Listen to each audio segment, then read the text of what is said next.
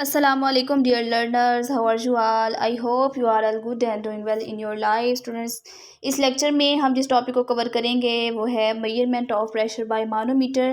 Previous lecture में हमने देखा था कि किस तरह एटमॉस्फेरिक प्रेशर को मेजर किया जाता है थ्रू बैरोमीटर, और इस लेक्चर में हम मानोमीटर के बारे में पढ़ेंगे। तो चलिए विदाउट वेस्टिंग एनी टाइम हम अपने लेक्चर की तरफ आते हैं। बिस्मिल्लाहिर्रहमानिर्रहीम। रब्बी ज़िदनी इल्मा, रब्बी ज़िदनी इल्मा, रब्बी ज़िदनी इल्मा, आमीन सुम्मा आमीन। अब स्टूडेंट्स, इसका जो टॉपिक को स्टार्ट करने से पहले इसका थोड़ा इंट्रो देख लेते हैं कि मानोमीटर एक ऐसा इंस्ट्रूमेंट है जिसको प्रेशर की सही वैल्यू को मेजर करने के लिए इसको यूज़ किया जाता है। यानी हमें ये मालूम कर सकते हैं कि जो हवा है उसका प्रेशर कितना है और वो एटमॉस्फेरिक प्रेशर से किस तरह ज़्यादा है या कम है। इस आले का नाम स्टूडेंट्स मानोमीटर है और ये थोड़ा इंटरेस्टिंग नाम और फ़नी नाम भी लगता है। सो फिज़िक्स के अंदर ये जो है ये बहुत इंपॉर्टेंट इंस्ट्रूमेंट है। सो इसको कवर करना या इसको पढ़ना बहुत इंपॉर्टेंट है। तो चलिए विदाउट वेस्टिंग एनी टाइम हम इसको स्टार्ट करते हैं।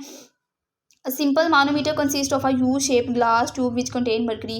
कहता है कि जो मानोमीटर है वो एक सिंपल यानी कोई एक कॉम्प्लिकेटेड नहीं है। ये इंस्ट्रूमेंट ये बिल्कुल एक सिंपल है और यू शेप, ये आप देख सकते हैं ये यू शेप एक शीशे की एक जो ट्यूब है उसके ऊपर मुश्तमिल होता है जिसके अंदर मरकरी को डाला जाता है। आप देख सकते हैं स्टूडेंट्स, ये यू शेप ग्लास ट्यूब है और इसके अंदर ये देखिए मरकरी को डाला गया है। आप देख सकते हैं जो इसकी जो नाली है या जो इसकी ट्यूब है वो बिल्कुल कर्व है, सीधी नहीं है। जैसे कि डिज़ाइन किया जाता है तो इसका दोनों साइड्स के जो फ़र्क है उसको आप देख सकते हैं। इसमें तो बिल्कुल इक्वल करके दिखाया है, तो ये कर्व इसलिए रखा जाता है कि इसका जो फ़र्क है उसको मालूम किया जा सके। आगे देखिए स्टूडेंट्स, इन द बिगिनिंग कहता है कि शुरू के अंदर क्या होता है जब इसके अंदर जो है जब इसके ऊपर प्रेशर नहीं लग रहा होता तब क्या होता है, the atmospheric pressure at the two open ends of the tube is the same. कहता है कि जब शुरू में क्या होता है जो मानोमीटर है उसके जो दोनों एंड्स हैं, चूँकि इसके दोनों एंड्स ओपन है, पिछले में हमने पढ़ा था इसके दोनों एंड एक एंड बंद होता है और एक एंड जो है वो ओपन होता है। और वो जो ओपन होता है वो किसके अंदर होता है, एक उसको हमने मरकरी जो प्लेट है उसके अंदर रखा हुआ होता है। इसके जो दोनों एंड्स हैं वो ओपन हैं स्टार्टिंग पे, और इसके अंदर क्या किया था कि दोनों एंड्स के जो प्रेशर है वो बिल्कुल सेम होंगे। इसीलिए जो mercury level in the two arms remain same, क्योंकि जो इनके जो एंड्स हैं और दोनों एंड्स पर जो एटमॉस्फेरिक प्रेशर है वो सेम है, इसीलिए जो मरकरी का लेवल है आप देख सकते हैं, ये मरकरी का लेवल है ये बिल्कुल सेम है। ये देखें ये बिल्कुल सेम है। यानी जब इधर से भी उतना ही प्रेशर लग रहा होगा और इधर से भी इतना प्रेशर लग रहा होगा, दोनों प्रेशर इक्वल हैं, इसीलिए मरकरी का लेवल भी सेम रहेगा, सेम हाइट पर और सेम लेवल पर रहेगा। If on connecting a gas cylinder with short arm, कहता है कि अगर इसको किसी गैस सिलेंडर के साथ कनेक्ट कर दिया जाए, ये देख सकते हैं आप गैस सिलेंडर के साथ कनेक्ट किया हुआ है। आगे क्या है कि keeping the longer arm of the tube open. ये देखिए स्टूडेंट्स, इसकी जो शॉर्ट आर्म है आप देख सकते हैं, इसके साथ हमने गैस सिलेंडर को, कहता है कि आपने जो शॉर्ट आर्म है उसके साथ आपने गैस सिलेंडर को जो है वो जोड़ देना है, और जो लॉन्ग आर्म है उसको आपने रिमेन सेम, उसको आपने खुला रहने देना है।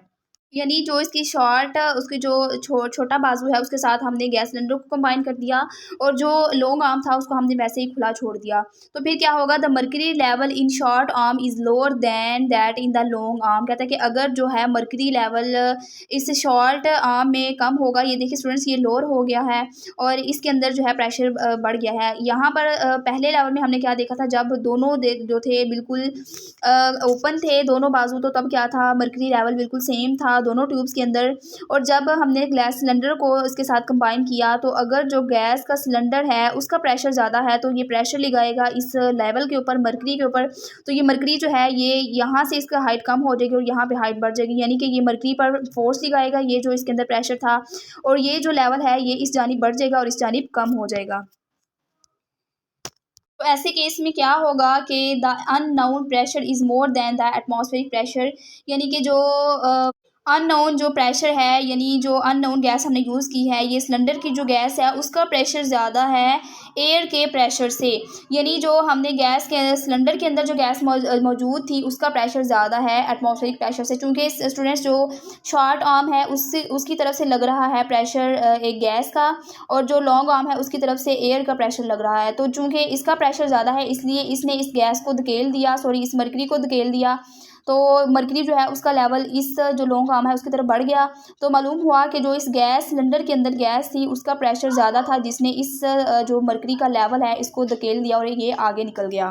अब अगला केस क्या है, कहता है अगले केस में if the mercury level in the short arm is more than the long arm, कहता है कि अगर शॉर्ट वाला जो आर्म है उसके अंदर प्रेशर ज़्यादा हो जाए और लॉन्ग आर्म के अंदर प्रेशर कम इसके लॉन्ग आर्म के अंदर जो मर्करी का लेवल है वो कम हो जाए और जो शॉर्ट आर्म है उसके अंदर मर्करी का लेवल बढ़ जाए, तो उससे क्या पता चलता है, उससे ये पता चलता है कि the unknown pressure is less than the atmospheric pressure, यानी कि जो ये गैस के सिलेंडर के अंदर जो हमने गैस यूज़ की थी उसका प्रेशर कम है, यानी उसका प्रेशर कम ही है, तो उसने इस मर्करी के लेवल को पुश नहीं किया और ये आगे नहीं गया। और इसका लेवल जो था यानी जो एटमॉस्फेरिक गैस थी उसका प्रेशर ज़्यादा था, इसलिए जब वो प्रेशर आया और उसने इस मर्करी के लेवल को आगे धकेला और ये आगे निकल गया और इस जानिब को इसका प्रेशर बढ़ गया और इस जानिब को इसका जो लेवल है या जो हाइट है वो कम हो गई और इस साइड पे इसका जो लेवल था या हाइट थी वो बढ़ गई। तो इससे क्या मालूम हुआ कि इस साइड पे प्रेशर कम है और इस साइड पे प्रेशर ज़्यादा है। स्टूडेंट्स से फिर इसको एक दफ़ा रिपीट कर लेते हैं कि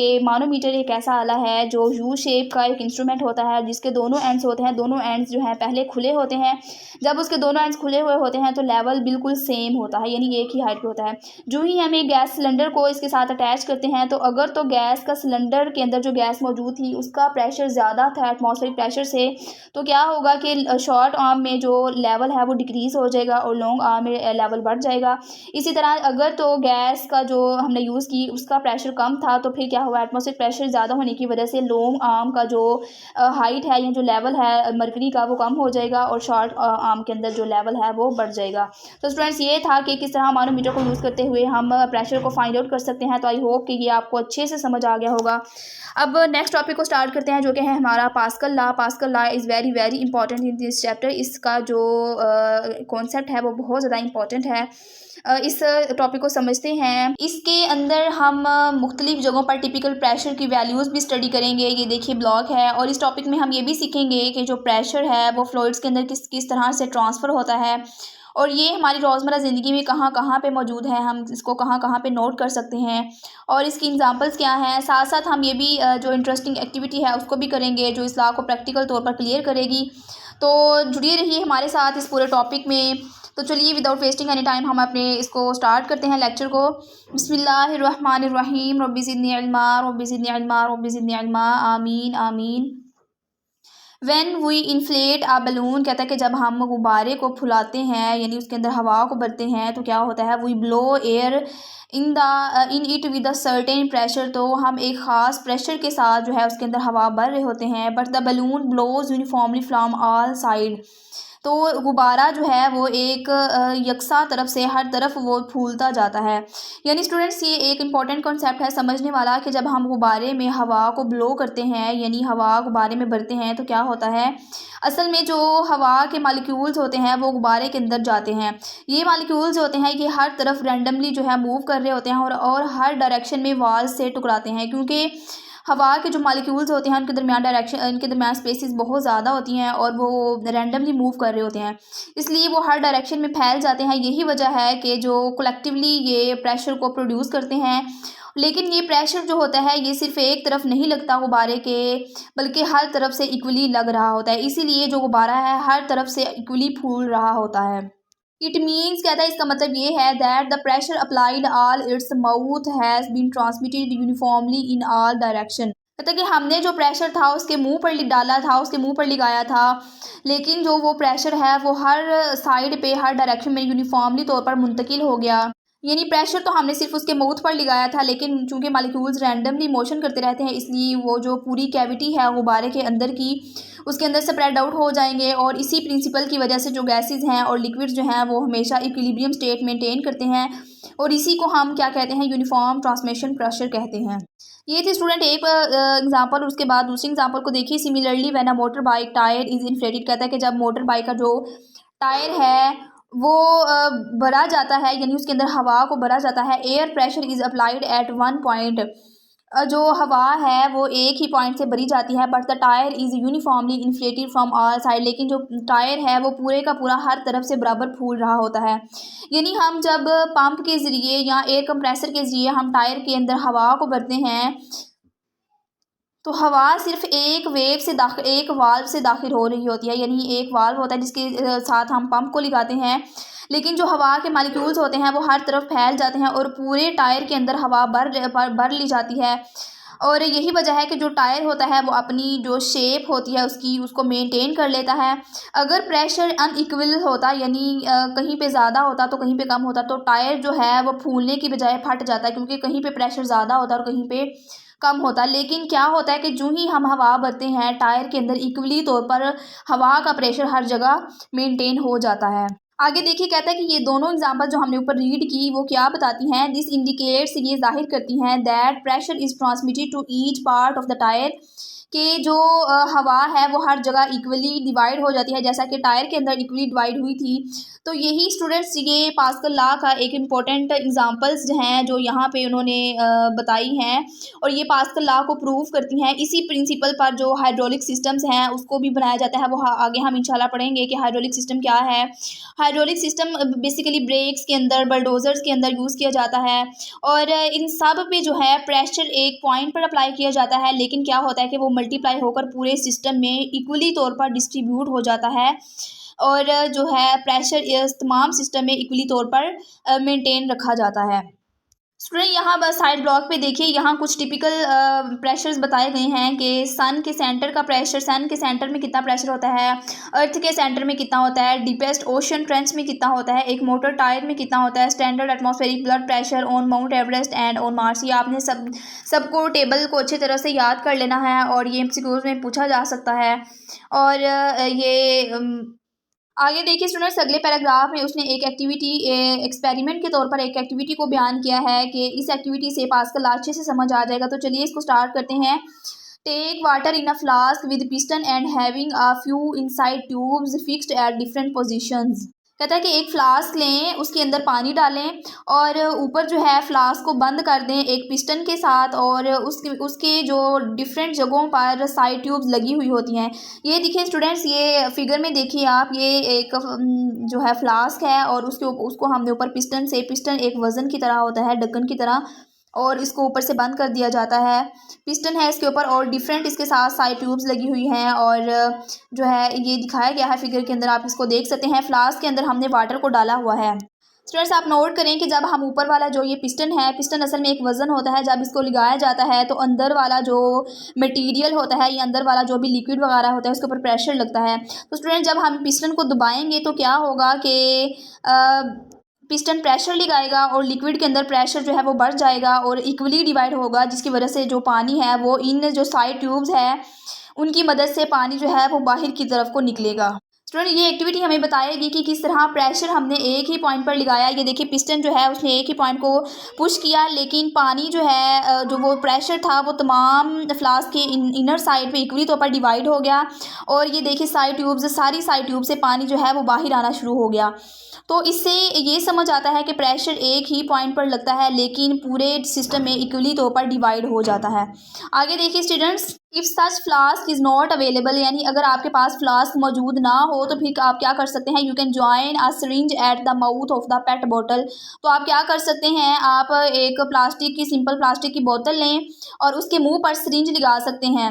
फिर क्या करें, ऊपर उसके सिरिंज लगा दें, और क्या करें, फर्स्ट ये साइड ट्यूब्स, और अगर आपके पास साइड ट्यूब्स भी ना हो तो फिर क्या करें, बेंडेबल ट्रांसपेरेंट ड्रिंकिंग स्ट्रॉज।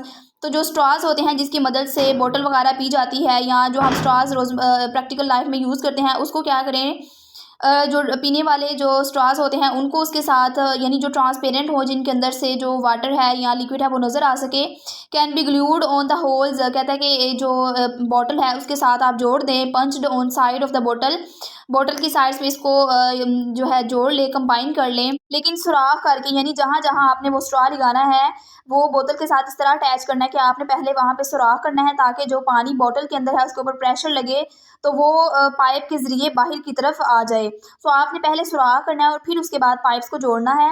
ये स्टूडेंट्स एक इजी और आसान सा without any instrument home experiment उसने यहाँ पे बयान किया है, जो स्टूडेंट्स को दिखाता है कि किस तरह लिक्विड प्रेशर जो है वो हर साइड पे लगता है, हर डायरेक्शन में बराबरली तौर पर लगता है। इससे क्लियर हो जाता है कि किस तरह पास्कल का जो लॉ है वो किस तरह से काम करता है।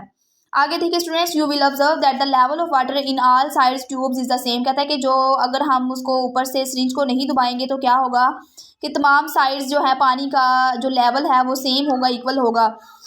ये देखिए स्टूडेंट्स, अगर हम पिस्टन को नहीं दबाएंगे तो फ्लास्क के अंदर जो पानी का लेवल होगा वो बिल्कुल सेम होगा। This is because the liquid seeks its own level and rises to the same height at all point. कहता है कि ये इस वजह से होता है कि जो लिक्विड होता है वो तलाश करता है इट्स ओन लेवल, अपना जो लेवल है वो खुद तलाश करता है, एंड राइजेस और ऊपर उठता है to the same height at all position, और तमाम जगह से यहाँ सारा पानी जो होता है, यहाँ सारा लिक्विड जो होता है उसका जो लेवल होता है सारे लिक्विड का इकट्ठा राइज अप होता है। ये नहीं होता कि थोड़ा सा पानी ऊपर हो गया थोड़ा सा नीचे, बल्कि सारे पानी का लेवल इकट्ठा राइज होता है या इकट्ठा लो होता है। आगे देखिए, now push the piston through some distance. फिर कहता है कि पिस्टन जो हमने ये ऊपर लगाया हुआ है, आप देखें यहाँ से हमने इसको थोड़ा सा नीचे पुश करना है। पुश करने से क्या होगा कि जो लिक्विड के मॉलिक्यूल्स होंगे वो प्रेशर को गेन करेंगे। ये जो हमने पिस्टन के जरिए प्रेशर लगाया है वो प्रेशर नीचे ट्रांसफ़र हो जाएगा और ये जो है लिक्विड वो जो प्रेशर है वो गेन करेगा। The level of the water in all side tubes rises to the same height. कहता है कि पानी की सतह जो है वो तमाम साइड ट्यूब्स में इक्वली तौर पर उठ जाएगी। ये देखिए, इस ट्यूब में भी इतना ही है लेवल, इस ट्यूब में भी इतना लेवल है, इस ट्यूब में भी इतना लेवल है, इस ट्यूब में भी इतना लेवल है, यानी सब में पानी का जो लेवल है वो इकट्ठा बड़ा है। Why does this happen. कहता है कि ऐसा क्यों होता है, वो यहाँ पे उसने क्वेश्चन रेज किया है कि ऐसा क्यों होता है, यानी तमाम साइड्स पे एक जैसा लेवल जो है वो क्यों बढ़ता है। आगे उसने खुद ही आंसर किया है, this is because the pressure applied at one point of the liquid is transmitted equally to every point of the liquid. कहता है कि ये इसलिए होता है कि जो प्रेशर लगाया जाता है किसी भी लिक्विड के ऊपर वो एक ही पॉइंट पर लगाया जाता है, लेकिन वो ट्रांसमिट हो जाता है इक्वली तौर पर तमाम पॉइंट्स के लिक्विड के तमाम पॉइंट्स पर इक्वली डिवाइड हो जाता है। तो स्टूडेंट यही एक लॉ है जो पास्कल ने हमें बताया। पास्कल असल में एक फिजिस्ट का नाम है जिसने ये लॉ दिया और उसके नाम से ही पास्कल लॉ का नाम पड़ गया। सो यही जो हमें बताता है कि जो प्रेशर होता है अप्लाइड किया जाता है एक ही पॉइंट पर, लेकिन वो इक्वली ट्रांसमिट हो जाता है तमाम डायरेक्शंस के अंदर। आगे देखिए, सिंस गैसेस एंड लिक्विड्स, कहता है कि चूंकि जो गैसेस हैं या जो एयर है और लिक्विड है आर टर्न्ड एज फ्लूइड। कहता है कि ये दोनों क्या है, फ्लूइड्स कहलाते हैं। So the above activities prove that, जो ऊपर वाली सरगर्मी है वो हमें ये बताती है, यानी कि ये जो लॉ है ये गैसेस पर भी और जो लिक्विड है दोनों पर अप्लाई हो सकता है। तो कहता है ऊपर वाली एक्टिविटी हमें क्या बताती है, व्हेन प्रेशर इज अप्लाइड, यानी जब प्रेशर लगाया जाएगा at one point in enclose fluid, यानी किसी एक ऐसा सिस्टम जो कि बिल्कुल क्लोज है उसके किसी एक पॉइंट पर प्रेशर लगाया जाएगा तो क्या होगा, इट इज़ ट्रांसमिटेड, ये ट्रांसफ़र हो जाएगा इक्वली, यानी बराबर तौर पर to all points of fluid के तमाम हिस्सों पर बराबर तौर पर ये डिवाइड हो जाएगा विदाउट लॉस, यानी बगैर किसी नुकसान के ये तमाम हिस्सों में यूनिफॉर्मली जो है वो ट्रांसमिट हो जाएगा। And this is the statement of pascal law, और पास्कल लॉ का यही कानून है और यही वो बयान करता है। The technology of hydraulic press is based on pascal law, के जो हाइड्रोलिक सिस्टम होते हैं वो इसी टेक्नोलॉजी के मुताबिक काम कर रहे होते हैं। जैसे कार लिफ्ट्स हैं या ब्रेक्स हैं कार की, वो इसी असूल के मुताबिक काम कर रहे होते हैं। तो स्टूडेंट्स ये आगे उसने एडवांटेजेस बताए हैं कि जो पास्कल लॉ है या ये जो प्रिंसिपल है इसके कुछ एडवांटेजेस भी होते हैं। तो चलिए इन एडवांटेजेस को देख लेते हैं। Liquids do not absorb any of the supplied energy, यानी कि जो हम एनर्जी देते हैं, जो हम ऊपर से फोर्स लगा रहे होते हैं किसी भी लिक्विड पर, कहता है कि वो वेस्ट नहीं होती, यानी जो लिक्विड है वो अब्जॉर्ब नहीं करता या वेस्ट नहीं करता, और जितना हम प्रेशर ऊपर से अप्लाई कर रहे हैं वो इक्वली तमाम हिस्सों में बराबर तौर पर डिवाइड हो जाता है, क्योंकि लिक्विड ना तो कोई एनर्जी एब्जॉर्ब कर रहा होता है और ना ही उसको वेस्ट कर रहा होता है। सो ये पहला एडवांटेज हो गया कि जो लिक्विड होते हैं वो एब्जॉर्ब नहीं करते किसी भी एनर्जी को, यानी वो जज़ब नहीं करते या उसको वेस्ट नहीं करते।